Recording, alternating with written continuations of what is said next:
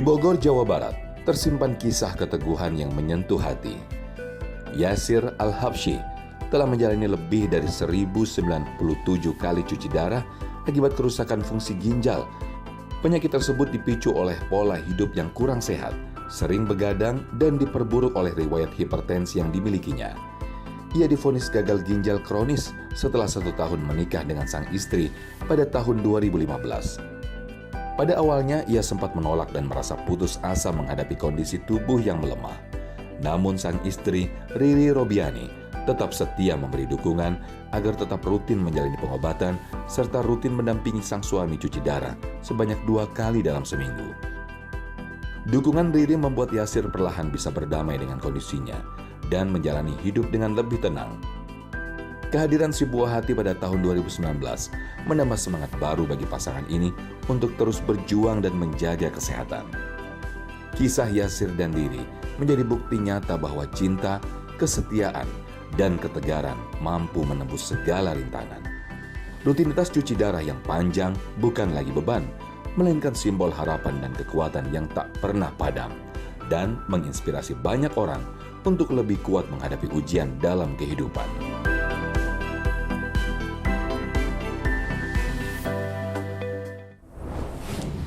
Selalu ada hikmah. Bismillahirrahmanirrahim. Assalamualaikum warahmatullahi wabarakatuh. Alhamdulillah, segala puji hanya kepada Allah, dan mari kita berselawat kepada baginda Rasulullah Muhammad sallallahu alaihi wasallam. Teman-teman, kita tahu hidup kita itu adalah ibadah, dan setengahnya adalah pernikahan dari ibadah. Maka penting banget untuk dapat pasangan yang bismillah bisa mendampingi sehidup sesurga.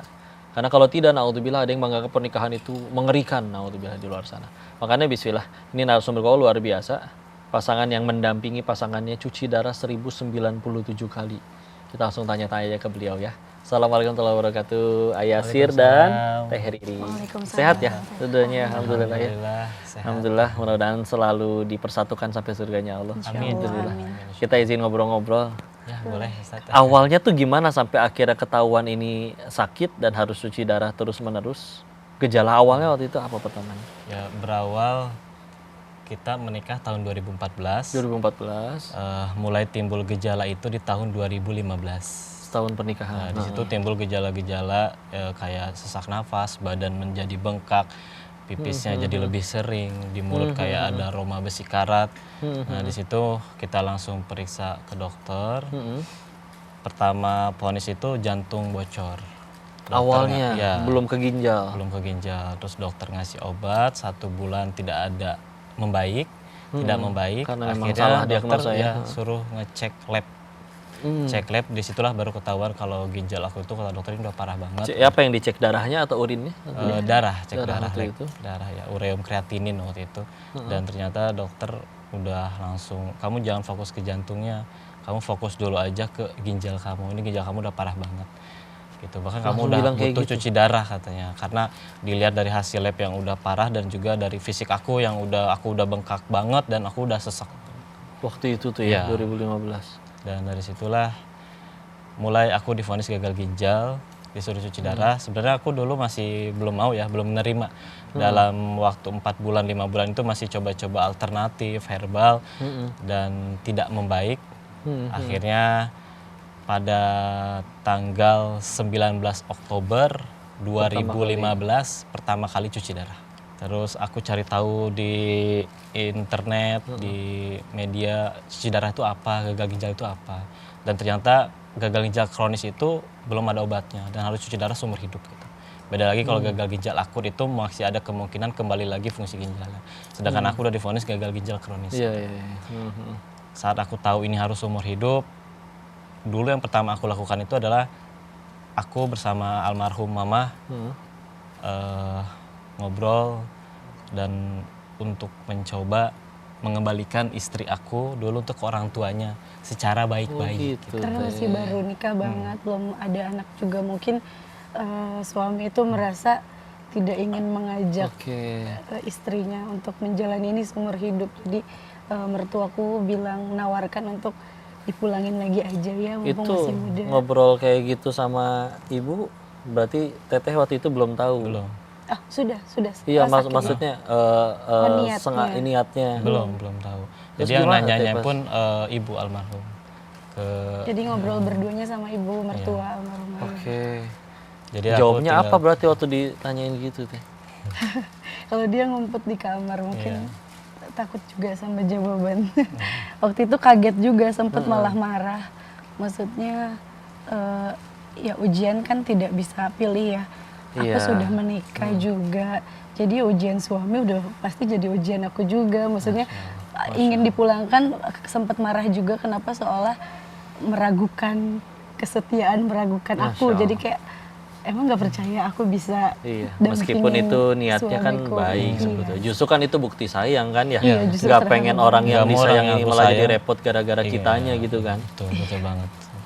Apa akhirnya mulai berdamai untuk yuk kita sama-sama terus komitmen sejauh ini sampai akhirnya bertahan di sampai ini sejauh ini. Di 2 tahun awal jujur kita benar-benar terpuruk ya dulu secara mental, masih sering sedih, masih sering nangis.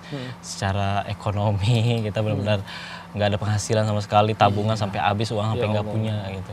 Akhirnya mulai bangkit dan menerima penyakit ini tuh di tahun ketiga lah. Tahun kedua pernikahan. tahun ketiga. Kalau pernikahan tahun keempat berarti ya. Oh berarti tahun kan ketiga selisih setelah 1 vonis tahun. ya. Selisih 1 tahun. Situ kita mulai jualan di depan rumah, dimodalin sama kakak. Pinjam gitu. modal. Pertama kali dagang apa? Kita jualan otak-otak sama es. Masya Allah, jajanan ya. Jajanan. Pinggir sungai. Biar supaya yang nonton tahu juga sebetulnya seberapa besar sih biaya sekali cuci darah itu? Untuk biaya cuci darah sebenarnya alhamdulillah tercover oleh BPJS. Ustaz. Oh masih bisa ya. Ya, adapun obat-obatan, vitamin, lab darah itu ada yang tercover, ada yang tidak. Kalau lab-lab yang lumayan mahalnya, vitamin yang lumayan mahalnya itu tidak tercover. Kalau di Bogor di mana? Di PMI. PMI Bogor. PMI yang dekat Botanis itu Pak Jajaran. Oke. Ya betul. Tapi untuk cuci darah itu beda sama transfusi darah, jadi Oh, tidak beda ya? perlu Beda. donor darah Beda. Kalau cuci darah itu benar-benar darah aku dari tubuh si pasien. dikeluarin, Ke mesin dulu ya. ya dimasukin ditarik sama mesin, dia melalui proses dialiser, ada tuh ginjal buatannya, Jadi disaring. diproses di situ, dimasukin lagi, jadi sirkulasi. Oke, jadi Ya, jadi bukan pakai tambah darah, bukan ditransfusi. Iya, ini awam ya. Karena kan kalau misalkan kalau ya itu dia pertanyaan awam, kalau nggak tahu dikiranya ya perlu darah dari transfusi selama berapa lama sekali. Iya. Durasinya berapa hari sekali atau seminggu berapa kali? Seminggu 2 kali. Seminggu 2 kali. Terus sekali sesi itu 5 jam. 5 jam. Dan kalau misalkan nggak dicuci, apa yang dirasa di badan apa? Pertama akan ada yang penumpukan racun, limbah yang seharusnya dibuang gitu ya. lewat Yang urin ya. kedua akan adanya penumpukan cairan. Karena untuk yang cuci darahnya udah lama itu biasanya udah nggak pipis lagi, Ustadz. Oh gitu. Iya. Makanya kalau aku minumnya banyak, itu otomatis dia akan menumpuk di dalam tubuh. Nah, itu bisa. Oh karena Cuci bermasalahnya di ginjalnya Iya.